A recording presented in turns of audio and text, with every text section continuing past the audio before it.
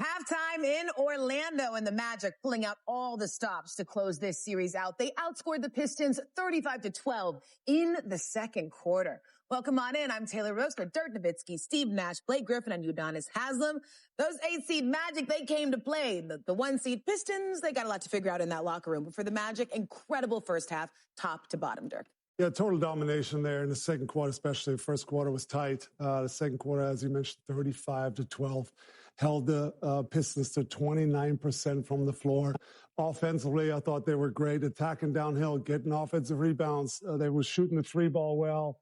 Bain was good. Paolo had 8 points that second quarter. Black got to the rim some. So just total domination all over the first half. And Todd's on the offensive glass, as we see here. Was incredible at 4 offensive rebounds. De Silva came off the bench, made some threes and some pull-ups. So great first half for the Magic. Yeah, I mean, Detroit, look, these guys, they're known as a defensive team. And one team came out and punched the other team in the mouth to start the game, and it was not the Detroit Pistons. They did not stand up for themselves. They let Orlando take them out of every action, win offensive rebounding duels. All the little things were controlled by the Orlando Magic. So we can get into the X's and O's. We can talk about the spacing issues, the organization offensively. But for me, the number one thing is you're a defensive team in an elimination game and you give up 60 points to a non-offensive unit. That they got to be in the locker room right now saying we got to find ourselves and our identity again. Yeah, I mean, I think so much of the playoffs is adjusting. And it's just something that I haven't seen enough of from Detroit. I mean, you know, we've talked at length about where do you put Asar Thompson, putting him in the dunker, having him short, having him clear a little bit of space for Cade. Right now, Cade is keeping them in this game in a way. They haven't really gotten much from anybody else. So my question is, what have we seen this entire series? What changes have we seen? They went backwards. We saw last game, and if you're a good team, once you check a box, you can't go backwards on that box. You check that box of spacing last year, how you were going to attack these guys, how you were going to be intentional in the half court. And then tonight, you do none of those things. So for me, I'm so disappointed, obviously, in Detroit right now. One, like Steve said, in the effort, and also the offensive execution when you get down court. We talk about Thompson and we talk about those different things. Please, Detroit coaching staff, get him some Draymond Green film. If they're going to guard him like that, as soon as that ball touches his hands and guys are 5 to 10 feet off him, he needs to be going straight to a dribble handoff or to a pitch to Cade. Cade coming down here with no defense there. So they should be prepared for this. I'm disappointed. Yeah, Pistons in trouble in this one. The Magic looking to be the first 8 seed to win a series against a 1 seed since UD's Heat in 2023. Okay. All right, Paolo Banchero, Wendell Carter Jr. and the Magic. They're trying to close it out here. They lead the Pistons by 22. The half presented by AT&T continues after this. Final game of our triple header tonight. It's game 6 of the Rockets and Lakers. Houston needs a win to force the game 7, looking to close out the series. Earlier, our Cassie Hubbard caught up with Luke Kennard. It is time for a quick connect presented by AT&T. Luke, in the playoffs, you expect swings, but what do you feel has shifted over the last 2 games that maybe have contributed to the losses? Yeah, I mean, look, it's a long series. We know that, adjustments are made, both teams.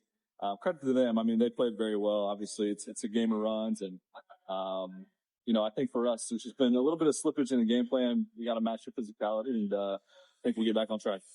Well, earlier in the series, you talked about how free-flowing you felt, especially in games 1 and 2. But what adjustments have you had to make, both with your looks and your touches, with Austin Reeves back in the mix? Yeah. First off, it's great to have him back. He provides so much for us, and we're going to need him to be great himself. But for me, it's just, again, just playing within the flow of the game, being organized, being under control. Obviously, they're a really good defense. They're physical. They've upped their physicality, especially with me, and they try to take some stuff away. But for me, it's, again, not trying to force anything, just be myself and just have fun with it. Well, Marcus Smart, he said his message to the team is you guys have to be willing to run through a wall tonight. How does that show up in order to avoid a game 7? Yeah, from the start. I mean, from right now, actually. Our preparation since this morning and since we've gotten here, I think we have to know that it's going to be a high-level game. And we got to come out ready to go. Well, thanks for your time and good luck tonight. Of course, thank you. Back to you. All right, as we get ready for the second half of Game 6 in Orlando, a reminder, you can watch more than one game on Prime at the same time. Just click down on your remote and select multi-view to watch Pistons Magic and Game 6 of the Cavs against the Raptors side by side. And the Magic, they're 24 minutes away from becoming the 7th number 8 seed to knock out a 1 seed. They lead the Pistons 60-38, and the second half is coming up next.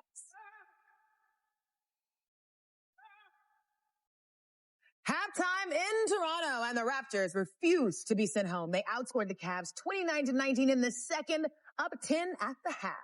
Welcome on in here with us. I'm Taylor Rooks with Dirk, Steve, BG, and UD. And I mean, the Raptors putting on a show. Let's show you all how that first half went. In the first possession of the game, Jared Allen with the dunk takes a hard fall here, though. The play continued. He stayed in the game. Everything looked okay.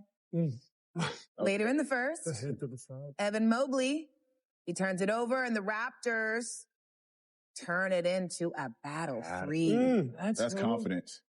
All tied after the first. Early second, Scotty Barnes to RJ Barrett. Knocks it down. Godsonage. Later in the second, Scotty Barnes on the run, finishes with a slam. Scotty in double figures. Toronto up 9. Fired up. B.I. in the building, watching from the bench. And the Raptors lead by 10 at the half. And Steve, Scotty Barnes just stuffing the stat sheet. 15 points, 10 assists, a steal, 2 blocks, back-to-back games with over 10 assists there for Scotty. I mean, Scotty's been sensational the entire series, both sides of the ball. RJ Barrett's had a great series as well. But you look at their shooting tonight, 52% from the field, 50 from 3, 8 for 8 from the line, 13-1 fast break points.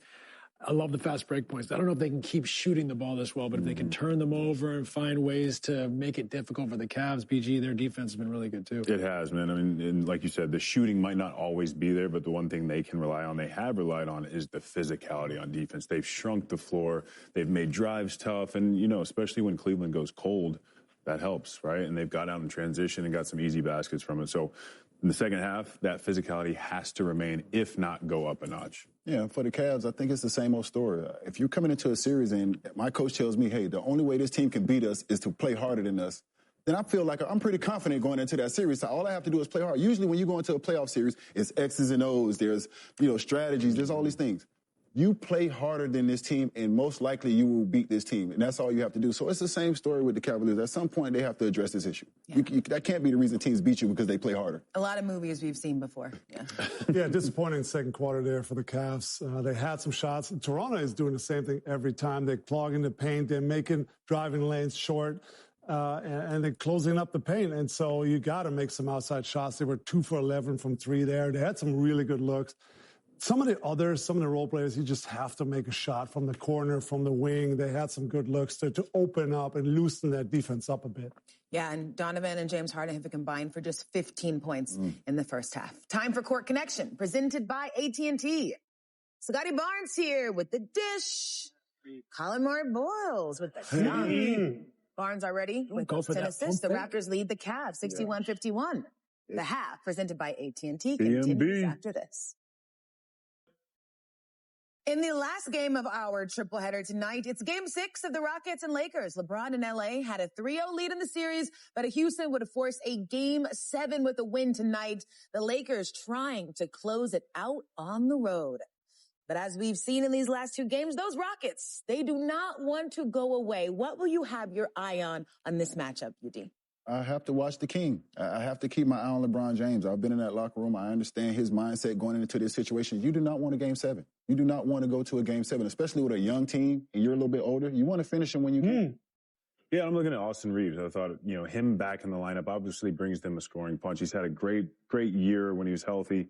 4 for 16 last game obviously isn't going to get it done, but he hasn't played for a month. So if he can hit shots tonight, if they can take care of the ball, I think this is a game they can put away. And with Austin Reeves coming back, can the Lakers get over 100 points? Well, that's been 2 games in a row. Houston's held them down. If Houston holds them under 100 again, I feel good about Houston pushing this to Game 7. And Dirk, obviously no KD on the floor, but we've heard Ime Udoka say this team has been growing up in this series. What do they have to do? Yeah, they go through Şengün on offense. He's been doing a good job. The Lakers are trapping in some. I felt like he's been a good hub for them, creating good shots on the weak side. They have some driving lane. I think these younger guys figuring out a way to attack this Lakers defense and go at Austin, go at Luke Kennard. And so they're finding some openings and to score enough. If their defense holds, like Steve just mentioned, and keep the Lakers under 100. I like their chances tonight to close. Yeah, and Houston has to get downhill and get in that paint. They've shot the ball well from three the last couple games, but I think that's been more intentional, having opportunities to attack certain guys in that lineup. And on the other end, I like to see LeBron operate out of the post. You bring back Reeves, you have another guy who can handle the ball up top, conserve some of that energy, because last game he looked a little tired. So operate out of the post. You can still get guys involved out of the post, and you can still go to work if you need to. Yes, and of course, Lakers trying their best to stay on the good side of history. Teams are 160-0 all time when leading 3-0 in a best-of-7 series. We are at the break in Game 6 in Toronto. The Cavs can close it out tonight with the victory. The Raptors need a win to take the series to Game 7. Toronto leads it by 10. The second half is coming up right after this.